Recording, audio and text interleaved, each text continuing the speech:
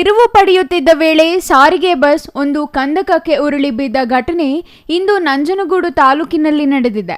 ಈ ಅವಘಡದಲ್ಲಿ ಚಾಲಕ ಸೇರಿ ಮೂವರಿಗೆ ಗಂಭೀರ ಗಾಯಗಳಾಗಿದ್ದು, ನಂಜನಗೂಡು ತಾಲೂಕಿನ ಮರಡಿಹುಂಡಿ ಗ್ರಾಮದ ಬಳಿ ಘಟನೆ ನಡೆದಿದೆ. ನಂಜನಗೂಡು ತಾಲೂಕಿನ ಬಿಳುಗಲಿ ಗ್ರಾಮದಿಂದ ಹೊಸಕೋಟೆ ಮಾರ್ಗವಾಗಿ ಮೈಸೂರಿಗೆ ತೆರಳುತ್ತಿದ್ದ 346ನೇ ನಂಬರಿನ ಸಾರಿಗೆ ಬಸ್ ಅಪಘಾತಕ್ಕೆ ಒಳಗಾದ ಬಸ್ ಆಗಿದೆ. ಕಂದಕಕ್ಕೆ ಬಸ್ ಉರುಳಲು ಚಾಲಕನ ಅತಿ ವೇಗವೇ ಕಾರಣ ಎಂದು ಪ್ರತ್ಯಕ್ಷದರ್ಶಿಗಳು ತಿಳಿಸಿದ್ದಾರೆ. ವೇಗವಾಗಿ ಬಂದು ತಿರುವು ಪಡೆಯುತ್ತಿದ್ದ ವೇಳೆ ಚಾಲಕನ ನಿಯಂತ್ರಣ ತಪ್ಪಿ ಕಂದಕಕ್ಕೆ ಬಸ್ ಪಲ್ಟಿಯಾಗಿ ಬಿದ್ದಿದೆ. ಸುಮಾರು 25ಕ್ಕೂ ಹೆಚ್ಚು ಪ್ರಯಾಣಿಕರು ಬಸ್ನಲ್ಲಿ ತೆರಳುತ್ತಿದ್ದು, ಬಸ್ ಚಾಲಕ ಸೇರಿ 3 ಪ್ರಯಾಣಿಕರಿಗೆ ಗಂಭೀರ ಗಾಯಗಳಾಗಿವೆ. 10ಕ್ಕೂ ಹೆಚ್ಚು ಪ್ರಯಾಣಿಕರಿಗೆ ಸಣ್ಣ ಪುಟ್ಟ ಗಾಯಗಳಾಗಿ ಪ್ರಾಣಾಪಾಯದಿಂದ ಪಾರಾಗಿದ್ದಾರೆ.